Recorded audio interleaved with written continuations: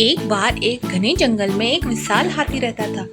वह बहुत शक्तिशाली और ताकतवर था, लेकिन उसके मन में बहुत अहंकार था। वह जंगल के छोटे जीव जंतुओं को तुच्छ समझता था और अक्सर उन्हें अपने पैरों के तले कुचलने की कोशिश करता था। खासकर चींटियों को वह बिल्कुल भी महत्व नहीं देता था और उनके साथ दुर्व्यवहार करता था। एक दिन हाथी जंगल में घूम रहा था और अचानक उसने चींटियों के एक झुंड को देखा। बिना सोचे समझे उसने उनके ऊपर अपने भारी पैर से चलना शुरू कर दिया। कई चींटियां कुचल गई और उनके घर नष्ट हो गए। चींटियों के सरदार को यह बात बहुत बुरी लगी, लेकिन वे कुछ कर नहीं सकते थे क्योंकि वे बहुत छोटे थे और हाथी बहुत बड़ा था। लेकिन चींटियों के सरदार ने ठान ली कि वे हाथी को सबक सिखाएंगे। उन्होंने अपनी सेना तैयार की और कहा, हमें अपने आकार से डरने की जरूरत नहीं है, क्योंकि हमारा संकल्प और एकता हमें ताकत देती है। चींटियों ने हाथी को हराने की योजना बनाई। अगले दिन जब हाथी एक बड़े पेड़ के नीचे आराम कर रहा था, चींटियों का एक समूह चुपके से उसके कानों में घुस गया।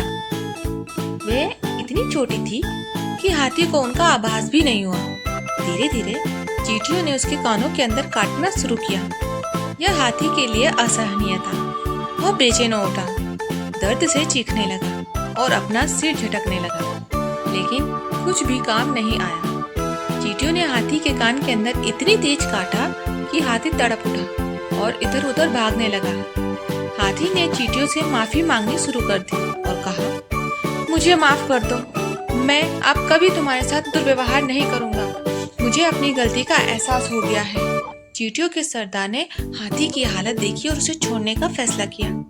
वे हाथी के कान से बाहर निकल आई और कहा, हमें छोटा मत समझो।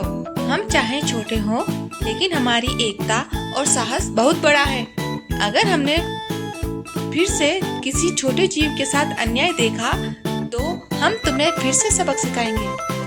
हाथी ने सिर झुकाकर अपनी गलती स्वीकार की और तब से वह छोटे जीवों के साथ सम्मान और दयालुता से पेश आने लगा। उसे इस बात का एहसास हो गया कि आकार से बड़ी बात इंसानियत और दूसरों के प्रति आदर करना है। इस तरह हाथी और चींटी की यह कहानी हमें यह सिखाती है कि कभी किसी को छोटा या कमजोर नहीं समझना चाहिए। हर किसी में अपनी एक ताकत होती है और अगर वे संगठित हों तो बड़े से बड़े को भी हरा सकते हैं।